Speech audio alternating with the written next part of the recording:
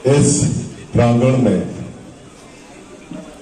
आदरणीय प्रियंका जी के, आदरणीय प्रदेश अध्यक्ष जी और कांग्रेस के इस महान संस्कृति के प्रांगण में हिंदुस्तान के संविधान में विश्वास करने वाली पार्टी के प्रांगण में एक संस्कृति, एक संस्कार, एक अपनेपन, एक भाईचारा, एकता का प्रतीक की पहचान कांग्रेस पार्टी के इस तीरथ जैसे प्रांगण में उपस्थित एक एक कांग्रेस के सम्मानित बुजुर्गों के चरणों में, मातृशक्ति के चरणों में नमन और प्रणाम करता हूं। और एक एक वो युवा साथी जिसने जन्म लिया इस प्रदेश में तो तब उसने कांग्रेस की सत्ता भी नहीं देखी, इसके बावजूद भी वो इस प्रांगण में उपस्थित है। आपके इन संस्कारों को, इस जज्बे को और आपकी सोच को वही है छुपकर, क्योंकि आप उम्र में मुझसे छोटे हैं लेकिन आपकी सोच मुझसे बहुत बड़ी है। मैं आपको नमन और प्रणाम करता हूं उस सोच को, उस संस्कारों को जिन्होंने आपके परिवार में दिए। साथियों, हृदय से नमन और प्रणाम करता हूं और हृदय से अपने भाई विवेक को भी कि जैसे जिस तरीके से वाजपेयी साहब ने और जो कहा मंत्री जी ने कि आपने जिस तरीके से सबको एक माला में पोकर यहां पर एक ऊर्जा उत्पन्न की, उसके लिए भी आपको बहुत बहुत धन्यवाद। और हम सबके जीत के प्रति, एकता के प्रति जिन्होंने अरे सीखना चाहिए, देखना चाहिए इनका वो जज्बा कि इनके साथ भी हुआ था साहब। पार्टी ने इनका टिकट काटा था लेकिन सबसे पहले अगर कोई व्यक्ति उस मैदान में खड़ा था स्वागत के लिए तो नरेश चंद्र भाटिया जी खड़े हुए थे। इनके उस संस्कारों को और इन्होंने जो अपने नेतृत्व में चुनाव जिताए हैं उसके जज्बे को प्रणाम करते हुए और जो आज आप यहां पर हैं और हम सब के मुखिया और जो आज हमारी अध्यक्षता कर रहे हैं परम आदरणीय, जिन्होंने मेरे बाबा के साथ भी रहे, मेरे पिता के साथ भी रहे और कितनी बड़ी बात है कि आज वो मुझे आशीर्वाद देने के लिए यहाँ पे अध्यक्षता कर रहे हैं। आपके चरणों को नमन करता हूँ, प्रणाम करता हूँ इस बात पर भी क्योंकि बहुत स्पष्ट आदमी हैं आप। इन्होंने मुझे कुछ कहा था और आज देखिए यहां बैठे हैं, अध्यक्षता कर रहे हैं। आपको प्रणाम और नमन करता हूं। एक एक बुजुर्ग, एक एक व्यक्ति जो आज यहां पर है, मैं शब्दों से तोल नहीं सकता हूं आपको, लेकिन हां शीर्ष जो कांग्रेस में है ये 100% उतना ही सत्य है कि ये समय दिन है। आपकी आस्था और आपका समर्पण अपने झांसी के लिए है, ये भी उतना ही सत्य है जितना सत्य यह है कि आज हम सब लोग अस्तित्व में और हम सब लोग जीवंत हैं। ये बात मैं इसलिए कह रहा हूं क्योंकि अगर आप लोग थोड़े से भी लोभी होते या राजनीतिक लालची होते तो जो सरकार, जो पार्टी 32 वर्षों से में नहीं है, उस पार्टी के तिरंगे के नीचे नहीं होते। आप वर्तमान में छल कपट के और झूठ के भ्रष्टाचार की पार्टियों के साथ होते। तो दोस्तों, जिस तरीके से आप लोग निरंतर पिछले 32 वर्षों से और युवा साथियों पिछले कई वर्षों से आप झांसी की आवाज को उठा रहे हो, मुकदमे झेल रहे हो, लाठियां भी खा रहे हो और ये भी सुनते हो उसके बाद कि क्यों इतनी मेहनत कर रहे हो, तुम्हारा तो कुछ है ही नहीं जमीन पर, लेकिन फिर भी आप लगे हो क्योंकि आपके अंदर बापू का, आपके अंदर अंबेडकर जी का, आपके अंदर हमारे वो हर महान व्यक्तित्व का, पंडित नेहरू, इंदिरा गांधी, राजीव गांधी, सोनिया गांधी जी के विचार हैं।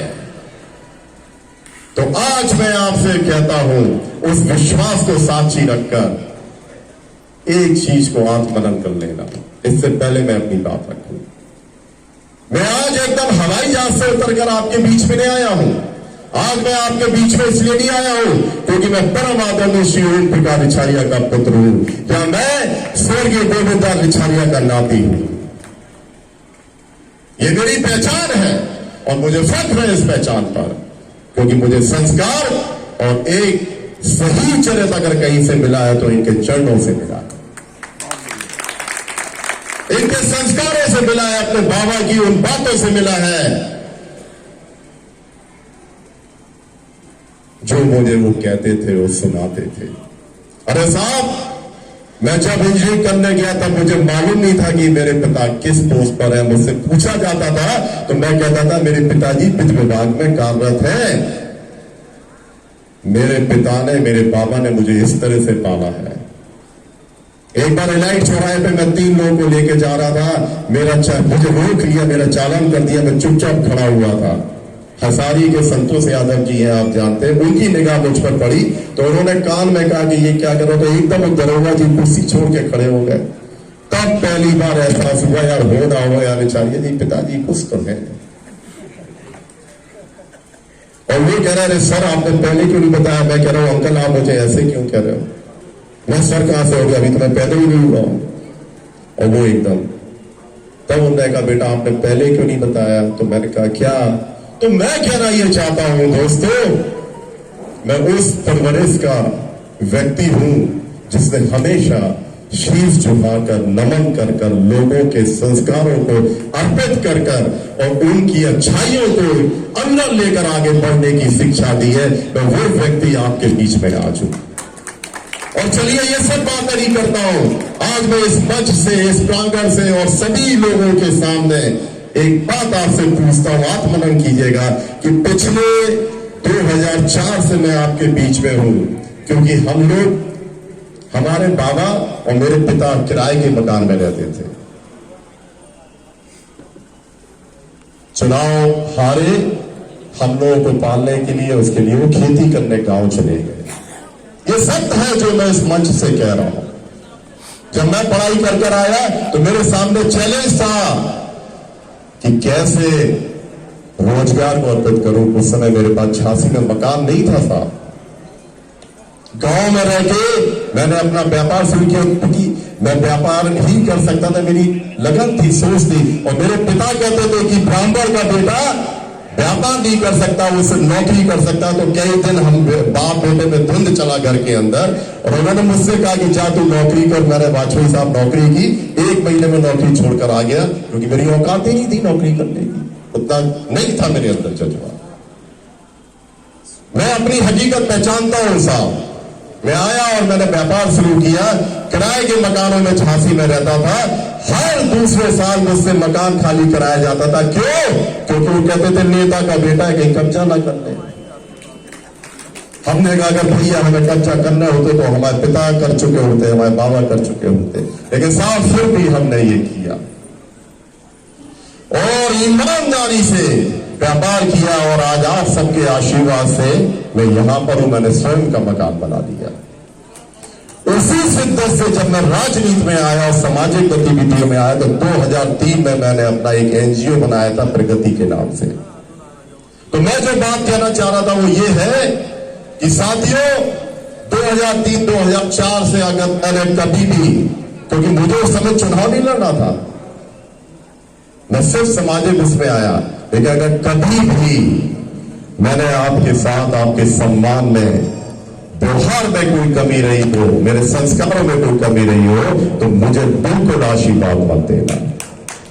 लेकिन अगर आपको लगता है कि मैं सच्चा कांग्रेसी हूं, सच्चा प्रियंका जी का फॉलोअर हूं और गांधी जी के, अंबेडकर जी के और इंदिरा जी के, पंडित नेहरू के और अपने राजीव गांधी जी के संस्कारों को अपने शरीर में लेकर और अपने आचरण में लेकर आप लोगों के बीच में लगातार अगर मैंने सेवा की हो, मुद्दे उठाए हो, सड़क पे डंडे खाए हो, तो जरूर मुझे आशीर्वाद देना।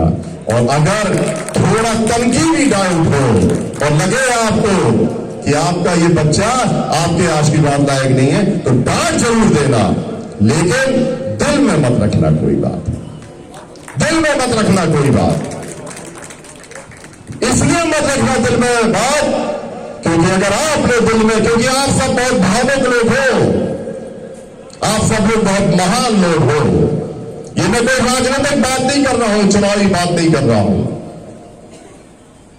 मैंने देखा है आपके उस जज्बे को, क्योंकि आप अगर लालची होते तो अभी दूसरी पार्टी में होते।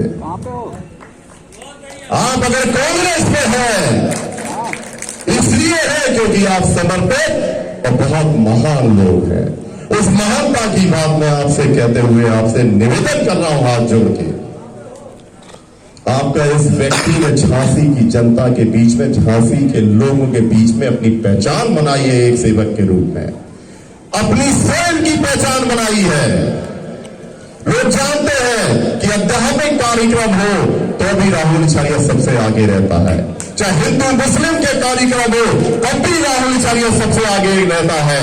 शिक्षा के क्षेत्र में कार्यक्रम हो, बच्चों को पढ़ाई को लेकर कार्यक्रम हो तो सबसे आगे रहता है, और यूथ के लिए एडवेंचर का कार्यक्रम हो तो सबसे आगे रहता है। क्योंकि मेरा यही शौक है, मैं ना शराब पीता हूं ना सिगरेट पीता हूं, बस मेरा पार्टी में कभी झुकना नहीं सीखा और झुकाना नहीं सीखा, अत्याचार के सामने खड़ा होना सीखा है और अत्याचारियों को मिटाना सिखाया है। अंग्रेजों को अगर किसी ने भगाया तो किसने भगाया? हमारे पूर्वजों ने भगाया। तो अंग्रेजों की संस्कृति में चलने वालों को कौन भगाएगा? ये कांग्रेस के लोग, तिरंगे के लोग।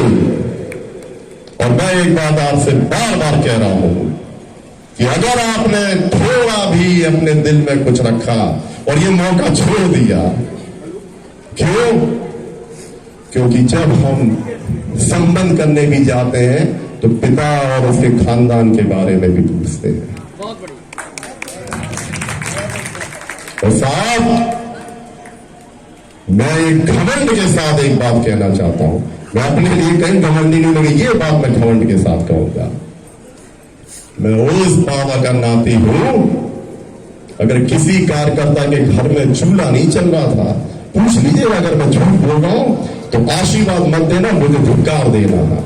अगर किसी कार्यकर्ता के घर में चूल्हा नहीं चल रहा था, उसके घर में गए, सबसे पहले उसको मास्टर बनाया, सबसे पहले उसको नौकरी दी, सबसे पहले उसको रोजगार दिया और सबसे पहले उसको शिक्षा के लिए वो माध्यम दिए कि उसकी पीढ़ी पढ़ लिख कर आगे बढ़ सके। मैं उस स्वर्गीय गोविंदा इछारिया का नाती हूं। और अगर कोई भी आपको पूरे बुंदेलखंड में ये कह दे कि दादा इछारिया ने नौकरी देने के बदले में एक चाय भी अगर पी हो तो आके मुझे थप्पड़ मार देना, ये मैं सर झुका कर इसको बोल दूंगा। और मैं उस दादा का नाती हूं कि जब झांसी की महान जनता ने आशीर्वाद दिया तो आशीर्वाद के लिए उन्होंने क्या किया? एशिया का सबसे लंबा डैम किसानों के लिए, किसानों के घर पे पानी पहुंचने के खेत के लिए राजघाट डैम बनवाया। BHEL, पारीचा, ग्रासलैंड, रेलवे स्टेशन का आधुनिकीकरण, ये सब दादा की देन है। मालूम कर लीजिएगा आप, गूगल का जमाना है यूथ में। आज अगर इन चीजों को आप झांसी से हटा दो, BHEL को हटा दो, पारीचा का हटा दो, ग्रासलैंड को हटा दो, रेलवे स्टेशन जो इतना बड़ा बना है, ये सब आप हटा दो तो क्या है? और एक बात और मैं आपसे बताना चाहूंगा बाबा के बारे में। ये उनने किया है झांसी में, आज जो कुछ भी है। और मुझे वो वाक्या याद है चाचा, मेरे घर में प्रतिदिन 100, 200, 300 लोग भोजन करते थे महाराज। मैं ये बात इसलिए कर रहा हूं क्योंकि आप परिवार के लोग हैं। मेरी मां और मेरी दादी, माने एक सांसद की पत्नी और एक मंत्री की पत्नी और बहू सांसद की, दोनों चूल्हे पे 150-200 लोग का खाना बनाती थी प्रतिदिन। और मैंने बाबा से कहा आके ये मौसी उसकी जीवन उदाहरण है। मैं कहा बाबा, मैंने सुना सांसद को 4 सिलेंडर मिलते हैं, 1 सिलेंडर तो घर में दिलवा दो। तो मालूम है मेरे दादा ने क्या कहा था कि मुझे झांसी की जनता ने आशीर्वाद दिया है, इसलिए नहीं दिया कि मैं ये हक किसी जनता का अपने घर में लेकर आ जाऊं। ये हक मैं किसी को नहीं दूंगा। ये सिलेंडर 4 उन लोगों के हैं जो मेरे लोकसभा के हैं। लेकिन मैं बालक था, पढ़ रहा था, तो मुझे बुरा लगा। तो वो तो भला हो, मैं इस मन से कहूंगा कि एक दिन बुंदेला जी घर पे आए तो मेरे यहाँ जो पहला सिलेंडर आया था उनके सांसद कोटे से आया था। तो मेरा कहने का तात्पर्य यह है साहब कि हमारे परिवार ने सेवा को सबसे ऊपर रखा, और मैं उसके बाद झांसी की महान जनता ने मेरे पिता को आशीर्वाद दिया, श्री ओम प्रकाश आचार्य को। 14 विभागों के मंत्री रहे। आज के लोग कल्पना नहीं कर सकते उन विभाग के मंत्री रहे। वित्त, न्याय, finance, planning, law, justice, excise, industries, PWD जैसे महत्वपूर्ण विभाग रहे। अगर फिर से मैं कह रहा हूं, अगर कोई भी ये कह दे कि मेरे पिता ने किसी से एक चाय पी हो और लोगों की सेवा नहीं की हो, तो मुझे आशीर्वाद मत देना। और अगर उनको ईमानदारी का प्रतीक नहीं माना पूरे बुंदेलखंड ने, तो मुझे वोट मत देना और आशीर्वाद मत देना।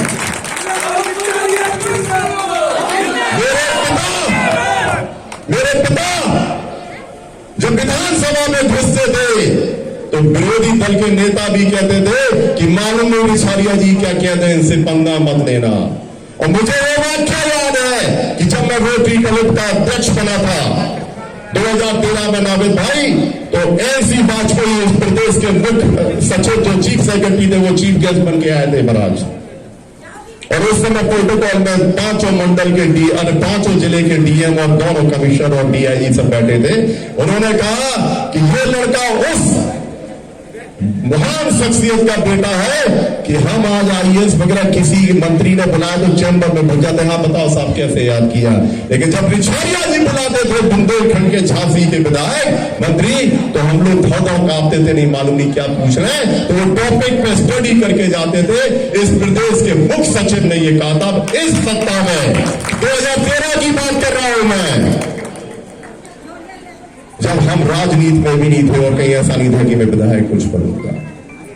तो सोचो कि ये जो मेरे पिता बैठे हैं, आपने जिस पर आशीर्वाद रखा था, तो उन्होंने भी आपका सर हमेशा ऊंचा रखा, झांसी के नेतृत्व का, झांसी के प्रतिनिधि का ऊंचा रखा। तो ये तो रहा उनका आचरण। और फिर बीएड माने कि ये तो मेरे बाबा ने किया। यूनिवर्सिटी 4 कमरों में आवाज विकास में चलती थी, मेरे पिता है जो वहां पर लेकर गए थे, जो आज इतना बड़ा कैंपस है जिसमें आज युवा शिक्षा प्राप्त कर रहा है। एमपी डिपार्टमेंट, फाइनेंस डिपार्टमेंट के जितने भी हैं वो मेरे पिता की देन है। Akashvani, engineering college, Navodaya Vidyalaya, BTC, मुक्ता काशी मंच, दीनदयाल सभागार, ये सब मेरे पिता की देन है। उनका समर्पण था और एक नेक नियति ऊपर 1 रुपए का दाग नहीं है। आज तो आप स्मार्ट सिटी के नाम से करोड़ों का बजट आ रहा है, और किसको मिला, कैसे मिला, किसने किया वो ठेका सब जानते हो आप लोग, और कितने में कितना पैसा कहां गया ये भी जानते हो। लेकिन मैं आज आपके मंच के माध्यम से कह रहा हूं, अगर मेरे परिवार ने किसी 1 रुपए की भी चीटिंग की हो किसी विकास उसमें, तो मुझे वोट मत देना, मुझे घर से बाहर कर देना। मैं कह रहा हूं ये बात। तो दोस्तों, पिता भी, बाबा भी, सेवा भी, आज झांसी में जो कुछ भी है वो समर्पण भाव भी, और आपके सामने हमेशा सिर झुकाकर काम करने वाला आपका अपना बेटा भी, आपका अपना भाई भी। तो फिर किस बात का डर? उस पार्टी से हो आप जिसके नेतृत्व पे भी आपको विश्वास है, उस पार्टी से हो आप जिसने अपना लहू उठा दिया, जिसके नेतृत्व ने इस देश की आजादी के लिए, इस देश की क्रांति के लिए। अरे ये क्या करेंगे साहब जो 70 साल की बात करते हैं। अपनी दादी को खोया, अपने पिता को खोया, उसके बावजूद भी एसपीजी हट गई, सब हट गई, लेकिन हम लोगों के बीच में हमारा नेतृत्व है। उस महान प्रियंका गांधी, उस महान राहुल राहुल गांधी के पार्टी के हम लोग हैं जो कार्य कर रहे हैं। तो जब सब कुछ अच्छा है तो फिर डर किस बात का है? निकल पड़ो। पिछले 10 वर्षों से वो बिल्कुल काम नहीं कर रहा है जो आज सबसे ज्यादा झूठ के साथ आगे बढ़ रहा है। अरे साहब वो कहते हैं